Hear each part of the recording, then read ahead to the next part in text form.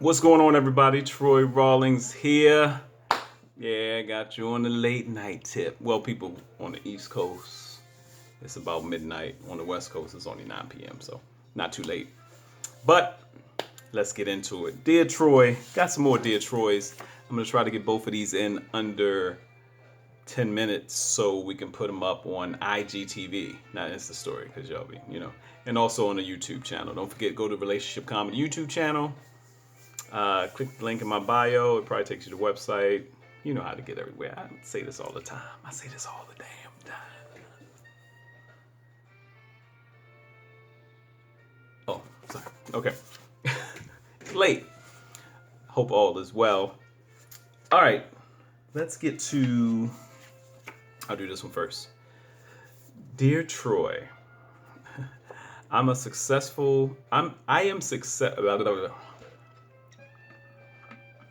All right. I am successful in nearly all elements in my life, but suck at romantic relationships. Help.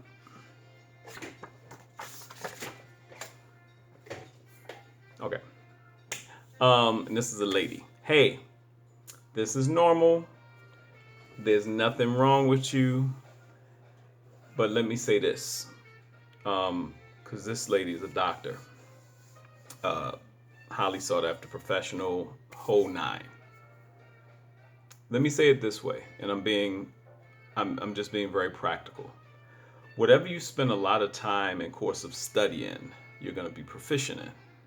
Okay? So, your success, and if it's any family life, if you do have children, and your flow, and once you get your flow, and it's easy having, especially if you're single and you have children. It's not easy.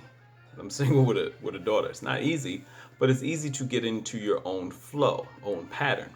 And whatever you study, you're going to be proficient in. If you study a profession, if you're a doctor, if you're a lawyer, if you're a business professional, and you've been doing that for 10, 15, 20 years, you're going to be good at it.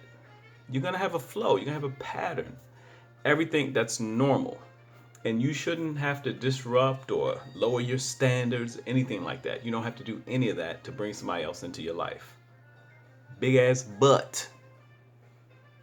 Here's the but.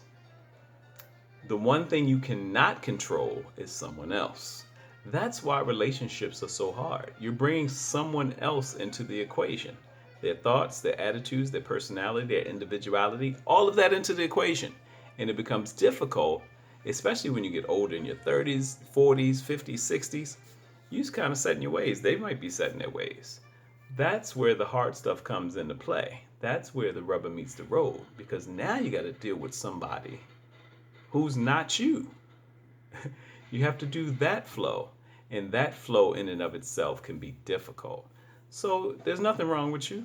You're proficient in every other area. Your success, like you said. But relationships are hard, and that takes time. And just like you study anything else, you have to study your partner. You got, and I tell people this all the time. It's so funny. Our relationships, our marriages, our intimate relationships, our family relationships are the most important things in life. Yet we don't read books on them as much as we do clothes, education, cars, fashion, entertainment. But a lot of people don't sit down and read with their mate a book about relationships. And if you want to lead in anything, you read, you study. You became a doctor, you study. You want to do good in relationships, it's time to study. And hopefully you meet a mate that you can study with. Bam. That's my take on that. You're fine, nothing's wrong with you. But if you want to be good at something, it takes work. And it's hard being good at something when it involves somebody else. Because you got to be mindful of their feelings, their emotions, and how they flow. Okay? Next one. I'm trying to get these both in under 10 minutes. It's hard for me because I can take one topic and be like, when I was down in the little thing and the thing. No, sorry. Shout out to Bill Cosby. Whatever you're doing right now. That's what you're doing right now. Sorry. Too soon. How do I let a guy know in a polite way that there will never, ever, ever be anything between us? We can remain friends, though. You fucked up, don't you? You messed up. Oh, yeah, you messed up. Right? You fucked up. That flew. That one flew. It went on that bullshit. That's why that flew. Flew 'cause it's on that bullshit. Okay. Um. All right. Real quick, and this is another female. I don't have any problem with a female or anybody saying, "Look, I'm not into you. You're not interested in it." Once someone comes to you and they're pursuing a relationship where they're interested in you, but you see something else in them, but they're interested in you, it's a hard place to be because you really have to make a sound decision and say, "Look, this person's interested in you, and I don't want to lead them on. So maybe I need to dead that whole thing, just step away from it." What men and women tend to do, I won't just throw women under the bus because men do it too. I've done it many a time. Is we invite in a relationship with someone that we know we're not into like that, knowing that they're coming to us to pursue something more. You know why? Because it feeds for women, emotional needs / ego, for guys, ego / bravado, whatever, machismo, whatever you want to call it. But it's at that person's demise a lot of times because that person's feelings are not going to go down usually. They're going to go up. They get to know you. They become friends with you. And they got this possibly thing in their head. You got to dead it. Especially if you're this woman, because she went on, I took a portion of it, but she went on to say how this is a regular thing. Why the guys come and they know at the beginning. No one knows at the beginning. Well, they may know at the beginning that they're interested in you and try to holler at you, try to step to you. Then you shut them down. They say, okay, well, be open, be friends, and that another. It was a great line when Harry met Sally, when Harry was like, nah, you can't be friends with a female if you already attracted to her, whatever. I don't agree with that. I have platonic female friends that are the closest friends to me in life. But at the same time, I think we kind of started like that, platonic friends.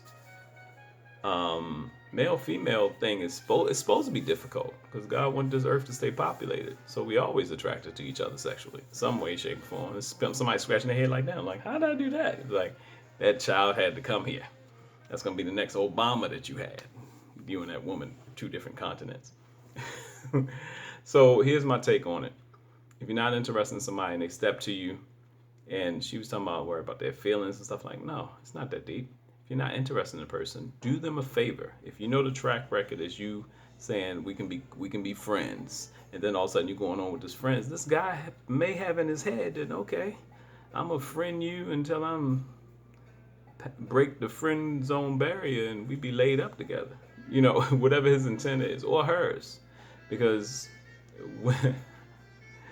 women, I don't know the word for it. If a woman sees you and she wants you, guys are kind of like that too. Guys are more persistent and upfront. He's not gonna, some guys may do the smooth thing, try to breed a friend on the side, and that the gentlemanly like. But most guys are like, what's up? But women will be like, I want him, and lay low for like years. Y'all could be like, oh yeah, we cool. Oh, this you need something. Just play the course, and in the mind, it's like I watch a lot of old movies. You can tell. You remember what was the movie? It's a Wonderful Life. The little girl, what was that? Mary. The little girl who was married. The little girl who ended up marrying George later on. She was like, George Bailey, I love you to the day I die. Whispering in, and knew George had a deaf ear. She gonna whisper in the deaf ear. Just trickery. Rascal. End up marrying him. George didn't even see it coming. Damn it, George Bailey. She got you. Okay. That's it. So, you're successful. Yeah, relationships take time and study, like being a doctor. If you don't want to be with dude, kick his ass to the curb for his own good. All right. Troy Rawlings Live. Don't forget October 13th, Los Angeles. If you're in Los Angeles, come holler at your boy. I'll be at Bricks Lounge and Event Center. Information's on my website, troyrawlingslive.com. Link in the bio. Love y'all. Peace.